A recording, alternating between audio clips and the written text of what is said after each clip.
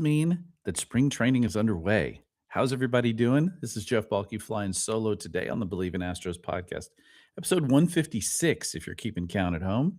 Um, Pitchers and catchers reported yesterday down in Palm Beach, Florida, at the Astros training complex.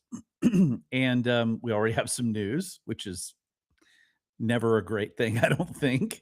But, we'll get to that in a moment. Um, Baseball's back. It's very exciting. The Astros have such an interesting and complicated lineup this year, and we're going to talk some about that. Um, and I think one of the morals of the story, we can just start right off the bat, is that you can never have too many pitching arms, as we learned last year and the year before. So let's start with just a little bit of the news that sort of trickled out of spring training. We learned that that Josh Hader, excuse me, I'm stumbling over my words already. Is it noon yet? No, it's only 10:40. Josh Hader had some forearm soreness, and they didn't use the word discomfort, which whenever the Astros use the word discomfort, just assume that something has been shredded, broken, ruined, destroyed. They didn't say that. Apparently, Josh Hader has some soreness. They've been resting him, but he has already started throwing again on flat ground. So we're not sure exactly what that means for his availability, whether it's in spring training or into the early part of the season. The main thing is keeping Josh Hader healthy. Otherwise, it's going to be Brian Abreu closer. And this is just yet another example of why Dana Brown had a real obsession with, understandably so, getting pitchers. You look at what the Astros did this offseason. They really didn't upgrade much in their lineup. In fact, they didn't upgrade at all in their lineup. But they certainly upgraded. I won't say upgraded 100% in pitching. When you lose Framber Valdez, he's one of your best pitchers. But they certainly added a bunch of arms. And that is something that they absolutely needed to do. There's just no question. They needed as much help as they could get because we've seen the last 2 years how everything has just blown up for them pitching wise. And so bringing in extra arms is a big deal. And we'll talk a little bit about how that's going to impact, particularly the starting rotation here in just a minute. But it's really fascinating at this point when you look at it and you say, okay, they added a bunch of arms, and now you've got Josh Hader already sore. Hopefully, it's not something that lingers. But listen, with the Astros track record with pitching injuries, I'm not holding my breath. The other injury we've heard about is that Yainer Diaz hurt his foot playing, I guess, in the Dominican League in the offseason. This was back in December. But he's rehabbed. He has very few restrictions, running, throwing. I think he's got a few running restrictions, but he caught a bullpen session for Tatsuya Amai, which apparently everyone was gathered around to watch. And he's been swinging the bat, hitting the ball, seems fine. Doesn't seem like a setback. But I do think we should talk about that just at the moment. And that is the fact that they do not have a backup catcher. I mean, they do have a backup catcher. It's unfair to say that about Cesar Salazar, or Sally, as they apparently refer to him in camp. It's not. I think that what's complicated about this for them is if they do have a guy go down, they don't have Victor Caratini this year to sort of back him up. They've talked about getting another catcher. It's going to be weird because I think Salazar, I think he's out of options now. So they can't just send him back down, which is a problem the Astros kind of have up and down their, 40-man roster is not guys with a lot of guys with no options. But you would think, I mean, Salazar is a very good defensive catcher. I think he does well with the pitchers, but he doesn't hit. And so how they're going to handle that, and that's just one of the myriad number of issues that we can discuss here today. But with Yainer Diaz, you got to hope that he stays healthy. Now, he has been for the most part, or his early in his career. So you hope that that continues, but catchers are tricky. It's a tricky situation when you play that position because it is so taxing. So let's talk about their counterparts for a minute, and that's the Astros starting pitching. I wrote about some of the three biggest storylines in the Astros spring training in a story that came out today for the Houston Press. One of them, as I talked about, was who will be in the rotation. Um, and the reason this is worth talking about is they have roughly 11, 12 guys that could battle for one of the starting spots in this rotation. Now, the top four are pretty much locked up, barring an injury. Hunter Brown was named the starter by Joe Espada before camp even opened, which is good. Christian Javier, Tatsuya Mai, and Mike Burrows, the other starting acquisition this offseason. Those guys seem to be locked in for the top four spots. And assuming full health, you've got to figure Spencer Arrighetti is going to slot in fifth. Now, they will likely play a six-man rotation for the first month plus of the season. They do that oftentimes anyway, simply because they're trying to ramp guys up, but also because the Astros have something like 21 games in 22 days or something to start the season. So it's something that they're going to need to monitor. But when you look at the list of the guys that they have available to them, it's pretty extensive. There's nobody on there that makes you go, ooh, but Lance McCullers Jr., obviously he's in the last year of his contract. Nate Pearson and Ryan Weiss, both guys they acquired in the offseason who have are guys that they're hoping can be sort of reclamation-y type projects like the Astros take on. And then Jason Alexander, who was absolutely necessary for this team last year, picked him up off the scrap heap. He ends up pitching phenomenally down the stretch. So these are all guys. Now, some of these, like Weiss in particular, could end up in the bullpen as a swing guy, maybe even Nate Pearson. So that will help their bullpen to a degree. Also, Sugarland, I'm wearing my Space Cowboys hat today. Sugarland's probably going to have a pretty decent starting rotation because there's going to be some guys down there that don't end up on the 26-man roster for the Astros. So it's going to be interesting to see how that shakes out and where these guys end up because they do have a lot. Now, again, as we said, you can never have too many pitchers, period. Starters in particular, given the Astros circumstances the last couple of years. But when you look at the overall prospect of what it would be like to go into another season, without good pitching, the Astros, there's no reason to think without any upgrades. Like you hope some guys improve, right? You hope maybe Yainer Diaz has an up year. Jeremy Pena continues to hit. Jordan is back, and I'm going to get to him in a minute. Hopefully Cam Smith takes another step. Maybe you get some Zach Cole, Zach DeZenzo, a lot of Zachs, possibly even Bryce Matthews down the road. But you can't count on all that stuff. The Astros don't have they're not going into this season going, okay, we got this guy penciled in who's going to hit, we know this guy's going to hit, 290 with, 35 home runs and 110 RBI. You don't have just like a lineup that features all that, right? You might have a guy who can do that, or maybe two, but you can't just pencil in a bunch of rotation guys or a bunch of lineup guys and just think we don't know what their health is going to be like. A lot of these guys Christian Walker is older and did not have a great season last year, despite his, I think, 25 home runs. Carlos Correa is, he's older and is injury prone. So we don't know what we're going to get out of him for the full season. We've got this logjam. We've got a bunch of youngsters. Jake Myers had a really, really good year last year. Can we count on him to have another year like that off at the plate? I don't know. So yeah, when you look at the lineup, it's quite a bit different from the rotation. The rotation, you're kind of stacked with a bunch of guys. Are any of them spectacular outside of Hunter Brown and potentially Javier and Amai? Not really, but you don't need them to be. If you get three really good starters out there and you have a good bunch of guys around them, we've seen from the Astros and their sort of pitching gurus how they can make this team this pitching staff really, really good. And I think we'll probably see that again. I don't think there's really any reason to think the Astros aren't going to be a good pitching squad once again.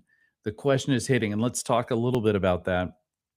We all know about the log jam that they have. We all know the fact that the Astros have been trying to move either Christian Walker or Isak Paredes, preferably for a left-handed at bat. They are obsessed with left-handed bats. I get it; they don't really have any in the lineup outside of Jordan. Um, they can't count on Jesus Sanchez, who came in last year and was just not very good. But it does. There's so many questions about where we're at in spring training. Because listen, let's just say for the minute you do trade Isak Paredes, like let's make that move and say, okay, we're going to trade Isak Paredes, and in return, we're going to get a left-handed batting outfielder, right? Which is, I think, what they've been wanting. Yeah, there's been talk Duran from Boston and some other guys. Um, if you're getting a lefty at bat in the outfield, you still have to figure out how you're going to set this all up, how you're going to make all of this work, right? And you still haven't dealt with your backup catcher situation either. So, and then there's the other question is, if you do make a trade, then what happens when and if someone's injured, right? Like the Astros might be better off just keeping Isak Paredes in this lineup and moving him around, letting him fill in for guys, letting him play some third base. He can play third when Carlos is out. Jeremy Pena takes a day off. He can play third. Carlos can play short. When Jose Altuve stays out of the lineup, they can put somebody at second, move him to first, whatever. You've got options with him out there where you can give guys days off. You can put him in the DH role. There's all sorts of things you can do. And he's a great insurance policy if somebody out there, is hurt. I'm 100% not convinced they shouldn't start him, right? I mean, if he is a better hitter than Christian Walker and he plays first base, I'm not sure. To me, there should be competition there.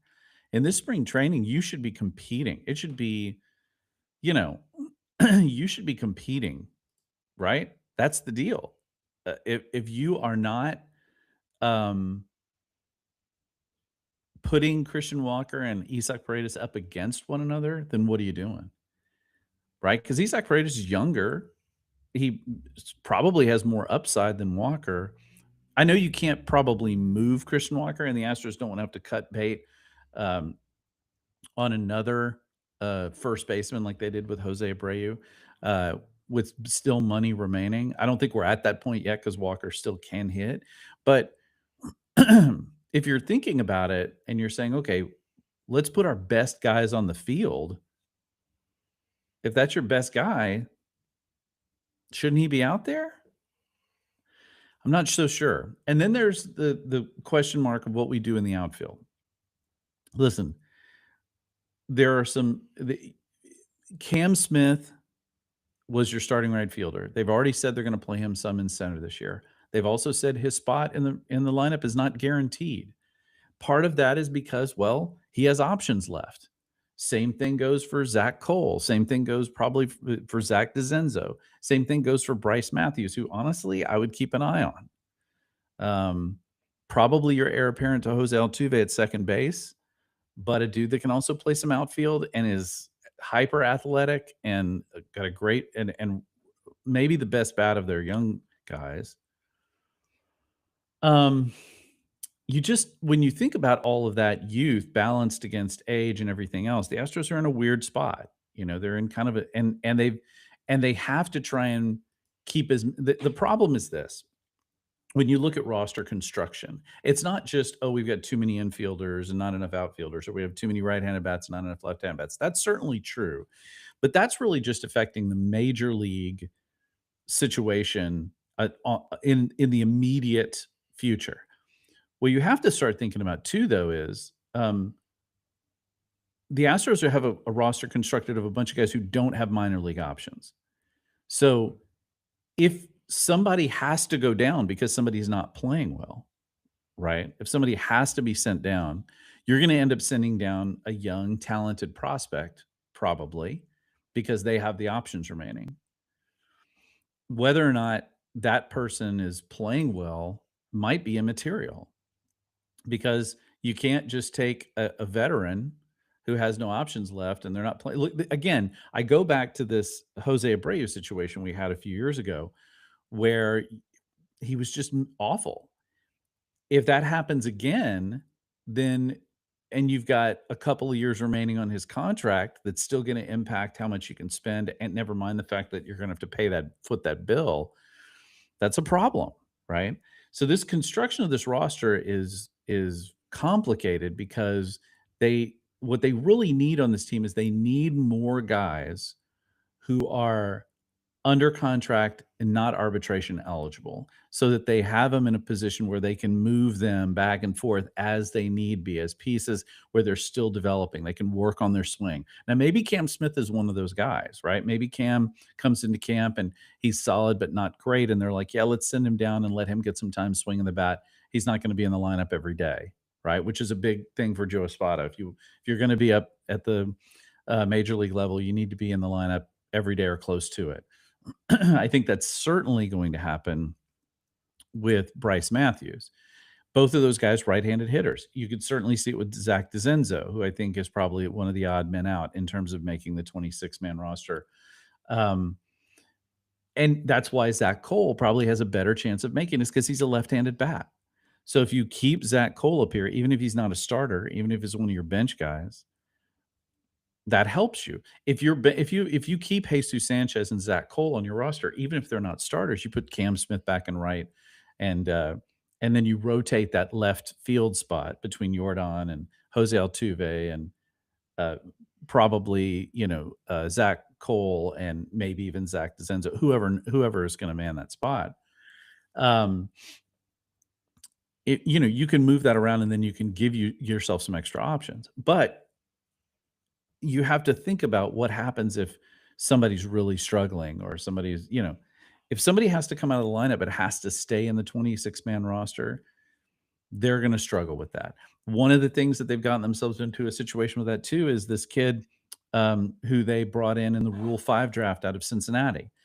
He's clearly a guy that's going to play in the bullpen, and they think he's major league ready. The problem is that if you have to send him down, right, then you have to send him back to Cincinnati. The rule in the Rule 5 draft is when you draft someone out of the Rule 5 draft, they must remain on your 26-man roster throughout the entire season, with injuries being the exception, right? So if that's the case, you've got a guy like, what if he's not that great in the bullpen? I mean, if he's not, I guess, you send him back, and that's just what happens. But that's just yet another part of this complicated roster that doesn't have as many flexibilities as I think the Astros would like it to have. And honestly, that's a problem that you get yourself into when you are a really good team for a long time, and then over time, that talent begins to erode and age. And then you start having to make hard decisions. You start having to make the decision, okay, do I need to move along from this? Do I need to, you know, do I need to go with somebody else? Do I need to go ahead and, like Jose Altuve, there's going to be a decision that has to be made about Jose Altuve at some point in the next few years, right? Now, what you hope is that he plays really well and then just eventually gets to the point where his contract runs out, and he just decides to retire or whatever. But that doesn't always happen. In fact, most of the time it doesn't happen that way. And so you're going to be forced into some complicated and uncomfortable conversations. And, will Christian Walker be in that weird position? The Astros just can't seem to get first base right at the moment, which is just weird considering their track record of really having some outstanding first basemen going back historically. Okay, so let's hop off of that. By the way, I'm in favor of standing pat with Isaac Paredes right now. I just think there are too many what ifs. There are too many things that can happen. Too many, the left-handed at bat. Okay, that's a problem. Whatever. Go into this season and see what you got. But I just don't think it's a good idea to move a guy that can hit and really hits well in ballparks like Minute Maid. I'm gonna have to start a fine jar for myself at Dyken Park with that short porch in left field, which is why a lot of the people think Boston would be a good destination for him. Again, same short porch, now taller fence, but with the big green monster. But I'm in favor of standing pat just in case. I think somebody's gonna get hurt, um, and I think they need to be prepared for that, especially with guys that are a little bit older, you know? So, I wanna move on, one more thing before I shut it down for this week, um, and that is Yordan Alvarez. Um, we did not have the benefit of Yordan Alvarez for much of last season, right? And there have been a couple of years like that where we haven't seen him, but there is I don't think it can be overstated how his importance to the team, right? Not only is he one of the most dangerous bats you can put into a lineup, but he's a left-handed at bat, something the Astros don't really have. And he is a guy that stabilizes a lineup that becomes pretty unstable without him in it. He protects hitters, he gives guys opportunities. Now, he also, quite honestly, I think gives us opportunities that maybe we weren't. Somebody pointed out in the chat, they just said it's weird because Bagwell was behind the obsession over playing older first baseman. That is ironic. That's a very, very salient point about the fact that Jeff Bagwell was the guy that's desperate for old guys at first base. Weird. Yeah, so back to Jordan. I think the key thing with Jordan is that obviously we want him to be healthy. Obviously, we want him to play out a full season, get 150 games in or 140 some odd games in. Um, he's never hit 40 home runs, which is shocking, really, simply because of who he is. But he is really, I think, honestly, outside of your pitching staff and having injuries, I'm not sure there's a more important factor for the Astros in terms of their ability to challenge for the division. I don't think this Astros team is going to be a great team. I peg this team around a 500 team, probably, maybe slightly under 500, probably about around where they were last season. I don't think there's going to be a boatload of improvement from that because there hasn't been a boatload of improvement in the roster. Um, and they could very well miss the postseason again. Um, but if you have a healthy Jordan for the full season, that sort of changes, I think, a little bit the math when you're thinking about wins and losses and when you're thinking about division races and things like that. With a healthy Jordan hitting the way he hits, it will make a real impact on this team. Now, he has to do that. He has to be healthy, and you have to not suffer a lot of injuries elsewhere, right? You can't have a healthy Jordan and then, lose half your outfield or a bunch of your infielders or whatever, or, play without a primary catcher if you don't have a good backup. These are all things that they're going to have to contemplate. But also the reason why I think you try and keep veteran presence here, like in a guy like Paredes. I said this before last season. I said it probably before the season before that, and that is, this is an Astros team that is in transition. I don't think anybody should be considering this Astros team a major contender for the World Series. I really don't. As much as I would like to, I just don't feel like that's not who this team is right now.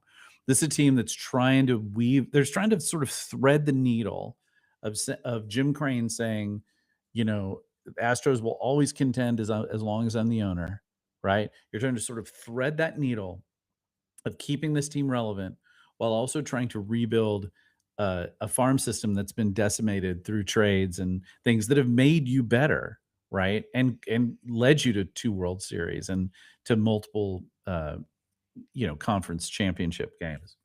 Um, so it's a weird thing to have to do to try and be like, okay, we really want to rebuild, but we also don't want to, it's not like when Drayton McClain was still the owner and you had him constantly just bringing in retread guys to try and prop up a failing team and just selling out the entire farm system to do it.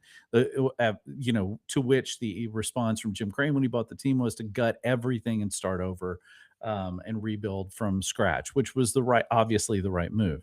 This isn't that. This isn't the days of Carlos Lee and God. I'm trying to remember some of the names from that batch of players who just got completely sent out. Um, at that time, this isn't really those kind of days where we're just trying to hang on to mediocrity. This is a time where the Astros are trying to kind of do both. And I don't think and I think that Jordan is he's right smack dab in the middle of it all. He's not an older player by any means. He's in his prime. He's got years left to go. They also have some younger talent that are coming up: Cam Smith, Bryce Matthews, Zach Cole, etc. And they have certainly plenty of youth in their pitching staff. But they're also dealing with guys that are aging.